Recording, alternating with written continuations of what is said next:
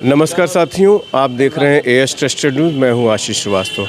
अनुराग यादव की घटना जो हुई है उसके बाद हत्यारों पर किस तरह से उसके घरों पर जो कार्रवाई होनी है बुलडोज़र की, उसका मुकदमा सदर तहसीलदार के यहाँ चल रहा है, जिसमें डेट पे डेट पड़ रही है।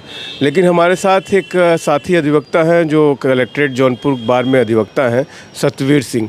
उनका क्या कहना है, चूँकि ये मीडिया रिपोर्ट्स के आधार पर देख रहे हैं, लगातार अनुराग की खबरों को देख रहे हैं, और इस तरह के केसेस में जो कि सरकारी ज़मीन पर इस तरह के जो मकान बना लेते हैं, और फिर जब कभी इनकी शिकायत होती है, जब कभी ऐसी परिस्थिति आती है, तो क्या कुछ होता है ऐसे मुकदमे में। चूँकि उसमें लेखपाल की रिपोर्ट भी अब लग चुकी है, क्या कुछ उसमें लगा है, शायद संभवतः ये लगा है कि ये सरकारी ज़मीन पर लेखपाल ने अपना, इसके बाद उस अदालत में बहस बाकी है, और बहस के बाद जब कोई फाइनल आदेश आएगा तो उसको फिर देखा जाएगा।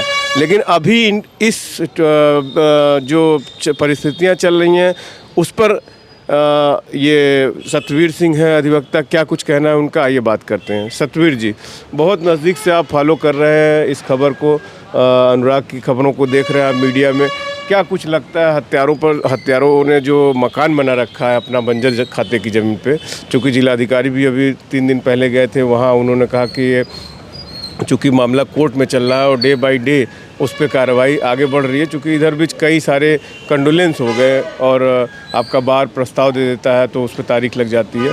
ये तो एक प्रक्रिया है, लेकिन क्या कुछ कहना है आपका इस तरह की सरकारी ज़मीन पे जो मकान बन जाता है, क्या होता है उसमें? देखिए आशीष भाई, मैं लगातार आपके चैनल पे इन खबरों को देख रहा हूँ। क्योंकि कानूनी रूप से मैं आपसे बात करूँगा तो ग्राम सभा की जो ज़मीन होती है उसका आवंटन जो है वो ग्राम सभा करता है। लेकिन अगर ये ज़मीन जो मामला आप बता रहे हैं कि बंजर खाते की ज़मीन है, तो बंजर खाते की ज़मीन पे किसी को मकान बनाने का अधिकार बगैर जिलाधिकारी या फिर तहसीलदार की अनुमति के आप नहीं बना सकते हैं। जैसा कि आपने बताया है कि, और हमने शायद सुना भी है कि उसमें लेखपाल और कानूनगो की रिपोर्ट लगी है कि वो बंजर खाते की ज़मीन है। तो अगर बंजर खाते की ज़मीन है तो वो उस पर किसी को मकान बनाने का अधिकार नहीं है, चूँकि गांव सभा की ज़मीन है। और अगर उस पर बंजर खाते पे बना हुआ है तो कानूनी रूप से वो 1 मिनट भी मकान वहाँ पे खड़ा नहीं हो सकता है, उसको ध्वस्त कर दिया जाएगा। जिस तरह से आप देख रहे हैं कि बुलडोज़र, जिस योगी आदित्यनाथ का बुलडोज़र हर जगह खड़ा है, वो ऐसे ही मकानों पे खड़ा है। कुछ तो सही खड़ा है, कुछ गलत खड़ा है। अगर ये सही है तो इसको गिरना चाहिए, क्योंकि मैंने आपके माध्यम से मैंने सुना भी है कि बंजर खाते की है, उस पर लेखपाल, कानूनगो और तहसीलदार के यहाँ वो फाइल है। जब अगली डेट होगी वो तो गिर जाएगा, वो रहेगा नहीं, जो जितना मैं जान पा रहा हूँ। क्योंकि सरकार न्याय करेगी तो बंजर खाते की ज़मीन पे किसी को मकान बनाने का अधिकार नहीं है। ऐसे में लालता के पक्ष के जो अधिवक्ता हैं वो कितनी देर टिकेंगे, क्या दलील दे सकते हैं कि ऐसा कुछ वो लंबा खींच लें? देखिए, उन्होंने आपत्ति लगाई होगी, क्योंकि क्या होता है कि जैसे मैं मकान बना के, अगर मैं अपने बंजर खाते की ज़मीन पे मैं रिहायशी मकान बना लिया, उसमें मैं रह रहा हूँ, अगर उस पर किस आपत्ति हुई है और उस पर लेखपाल और कानूनगो की रिपोर्ट लग गई है कि वो बंजर खाते की है, तो जो विपक्ष में जिसका मकान है वो तो आएगा ही। अगर वो आएगा, वो आपत्ति देगा, आपत्ति पे सुनवाई होगी, लेकिन वो मकान, उस सुनवाई का मतलब शून्य होगा और वो मकान वहाँ पे रहेगा नहीं, वो गिर जाएगा। मतलब जैसे कानूनी प्रक्रिया के तहत उस मकान को उस ज़मीन पे नहीं रहना चाहिए।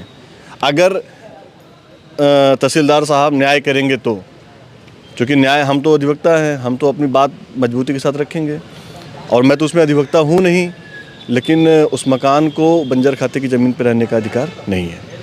अच्छा, जैसा कि इसमें कानूनी प्रक्रिया का इतना पालन किया जा रहा है, लेकिन वहीं अभी शनिवार को अयोध्या में एक मकान बुलडोज किया जाता है जो 3 महीने से निर्माणाधीन था, गुप्ता परिवार का मकान था, और उसमें मीडिया रिपोर्ट्स में आया कि उसका नक्शा भी पास था, उसका लोनिंग भी था। चूँकि नक्शा पास होता है, सारी चीज़ें होती हैं, लोनिंग तो एकाएक एसडीएम रात में जाते हैं और वहाँ पर बुलडोजर चला देते हैं और वो बताते हैं कि तालाब की ज़मीन है।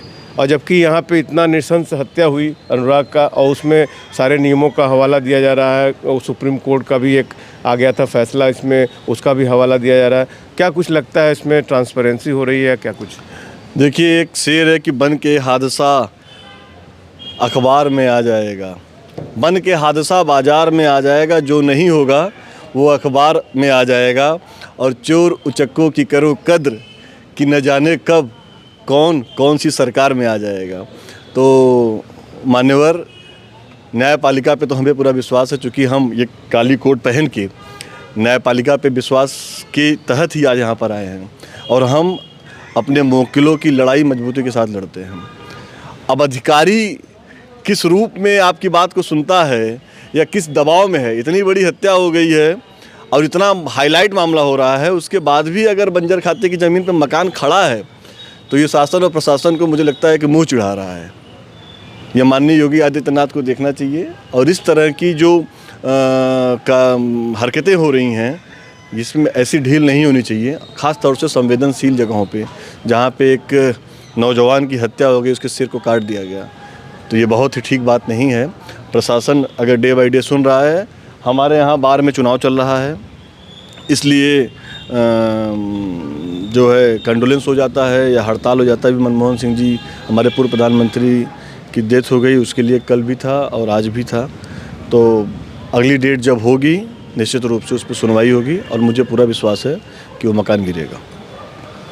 तो जैसा आप देख रहे थे, सतवीर बता रहे थे कि किस तरह से अधिकारी की मंशा पर सब होता है कि तय कि क्या कुछ होगा, लेकिन इन्हें अपने कानून व्यवस्था और जो कानूनी प्रक्रिया है उस पर विश्वास है और निश्चित रूप से आने वाले समय में हो सकता है कि जल्द बुलडोज़र चल जाए। हालांकि अयोध्या का जो मामला था उसमें आपने देखा कि किस तरह से जल्दबाजी में बिना किसी नोटिस के बुलडोज़र चल गया, लेकिन वहीं जहां इतनी नृशंस घटना होती है और उस पर अभी तक कानून का जो ट्रांसपेरेंसी का पालन है वो प्रशासन कर रहा है। अब देखना होगा कि क्या कुछ निकल के आता है, एटलीस्ट उसके मकान पर बुलडोज़र कब चलता है, ये देखने वाली बात होगी।